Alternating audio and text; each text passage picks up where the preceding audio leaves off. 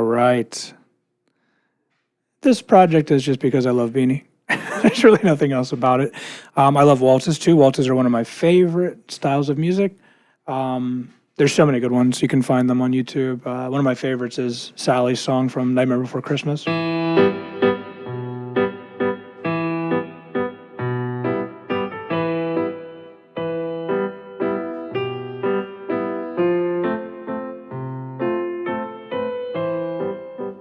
That kind of vibe, but it goes 1, 2, 3, 1, 2, 3. That's what we're looking for in this song. So, like always, you should be listening to your song if you're trying to learn it. So we're going to listen first. And this is a tempo to try to get it to. You don't have to play it this fast. We're going to practice a little slower. Here we go.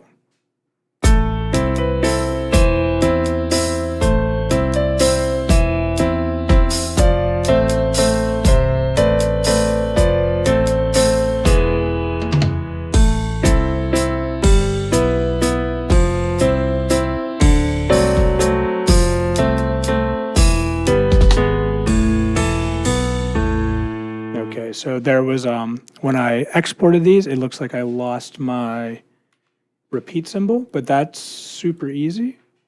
I'll even let you guys see it. That's how easy it is.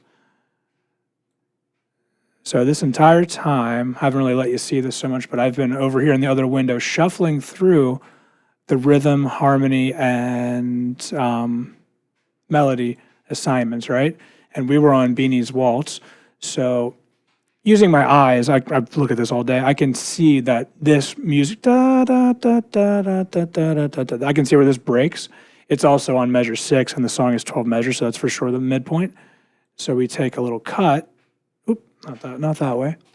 We take a little cut right there, and then we just move that over because there should be a repeat of that. So now there's 2 of those. And if you like production, sign up for the production course. That's coming. By the time you get to this video, it will have already happened, but it'll be rolling, so I imagine I'll be doing more. So now there's 2 part A's and there's 2 part B's. Easy as that. Normally, MuseScore would have done that for me. I think I forgot to hit the button that time. So let's run that again. Let's get FL out of the way. Come here. A lot of windows. If I didn't have 2 monitors, you'd be seeing that screen a lot. I'd have to open that up and change things constantly or edit it out, but I don't think that's even worth the trouble. All right, again.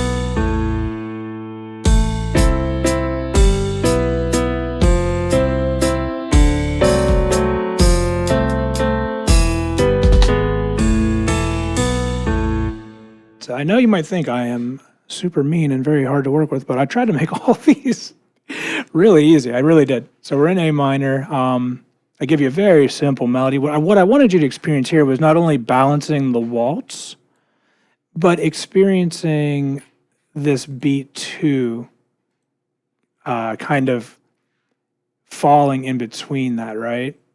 Kind of catching those beat 2s on the red on the right hand every time. So that's what I was looking for there.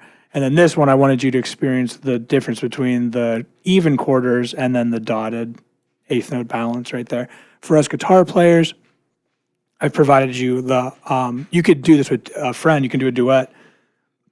You won't be able to play everything that's written. You can try, you won't be able to, it's impossible, some of these, like that one, for example. Shouldn't say impossible. You could, if you're real slick, you could probably tap everything. There's always a way. I've seen guys play guitar with feet. I have. For this, though, as a duet, you would learn the red and then you would learn the black, or you would play together. One person's red, one person's black. So you're welcome. I did that so you could see it. You don't play them at the same time. You either learn the black one or you learn the red one. All right, let's get into it. A minor. So maybe it's a good idea to just leave the middle finger there and kind of stretch to that E when you need it. And you got to understand that is what we're trying to do in this song, is get the waltz vibe. So I've got it A, E, and then right here we need to switch. So you can make little marks. I never write letters, but I make visual elements like, hey, I'm working on this line or this little riff right there. Switching to F with C. And then a E major to wrap it up. That's where that G sharp comes from. Here's me not practicing it. I'll see if I can do it right. Oh, I already missed.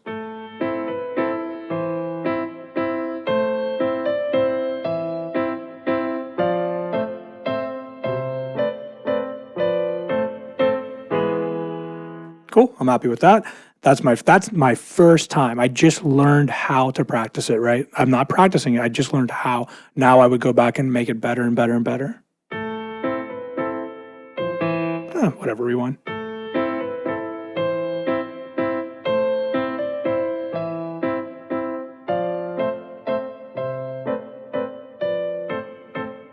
You know when it gets easier? When I paid enough attention that I remember what's going to happen. I'm not panicking over every note. If you're not even considering how it goes and what you're supposed to do and what the chords are, then that's why you're having trouble, right? Try those steps. Try practicing one-handed, two-handed. I'll help you with that melody real quick. 1, 2, and 3. 1, 2, 3. 1, 2, and 3. 1, 2, 3. 1, 2, 3. 1, 2, 3. 1, 2, 3. And so right in the beginning, it's about making the dot line up. And yeah, you should walk up a little bit with your hand. Now you want the DF on top and just walk that down nice and steady. You see, I do a little third cross right there. If you do at least one of those, then you got a thumb for later. And so I do that part. And then down here, this should be even easier. Our left hand's going to develop, so let's go ahead and get this right hand figured out real quick. You should know how to count your melodies too, guys, your rhythms and stuff. So I have a 1 rest. So 1, 2, 3, 1, 2, 3, 1, 2, 3, 1, 2, 3, 1, 2, 3, 1, 2, 3, 1, 2, 3, 1, 2, 3. Left. That's pretty simple. It's going to be about how you get them to interact. It's going to be the challenge. Left hand, I can see a little more motion now, and I see the thirds kind of opening up. So I'm going to pay attention. Each measure is going to feel a little different probably. And we have a little arpeggio at the end. A minor, E minor inversion, F, major 7 right there, and then, a 4-finger chord, a little D7 right there. One shape, broken up. Back to an F, and yes, you want to be able to identify chords just by looking at them like that. Back to an E, minor, major, little twisty, and then a big stretch. 1, 2, 3, done. So I'll try that one more time and then I'll be ready to go.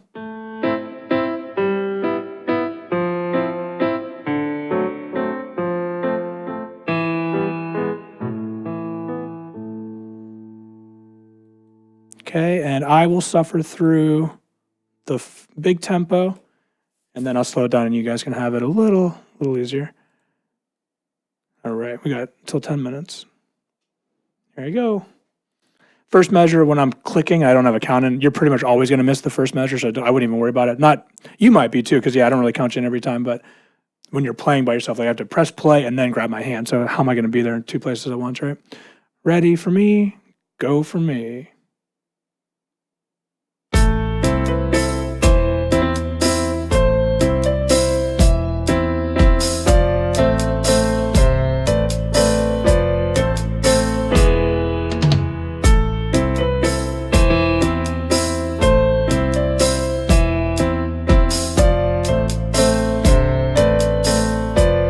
Up.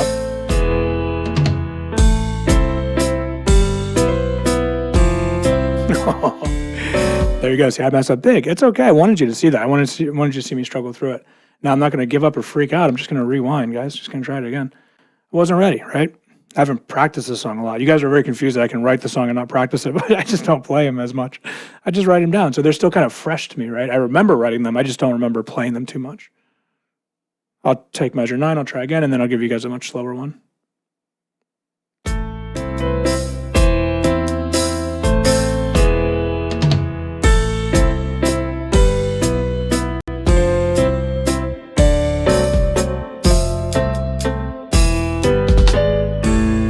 That part's for sure hard.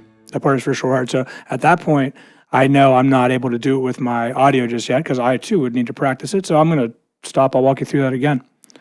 Take some time and then I'll give you a slow one. Now the goal is to be able to do the slow one with me, right? The goal for me is to be able to do the slow one a little bit better. So it's about not hitting this with the first note. That's going to be the hard part. That's why I designed it like that. And I was falling for my own trap on that last one. Another weird thing is when I push a note, it fights with the notes that are already recorded. So sometimes it confuses my ear a little bit. Because even if I'm wrong, it sounds like I'm almost on the right note.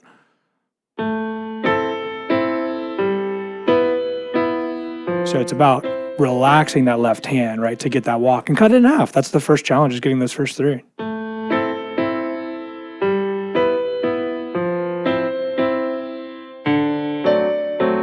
There's my first 4. I'll rewind, try again.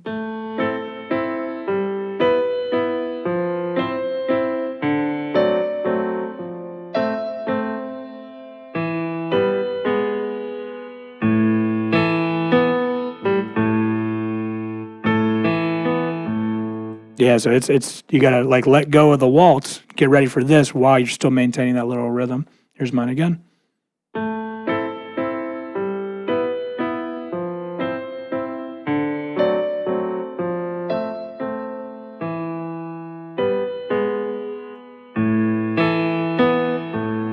So then, now that I'm getting a little more familiar with the issue, right here I'm making a note of, hey, as you reach for this, you got to do the final note right on the middle of the reach. Now, the thing that I helped you with is I didn't make your hand leave position. This A caps out on this E right there. And that's about it. All right. This is the real one. Here we go together. You can use your book if you want. I'm just going to zoom out so you guys can see everything.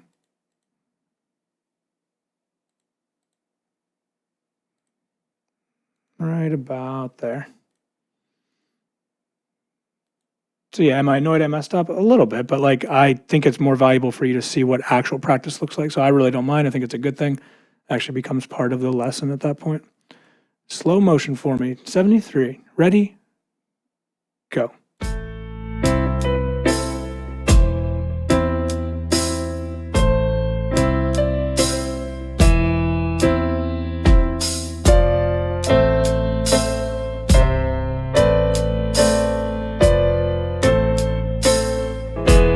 Repeat.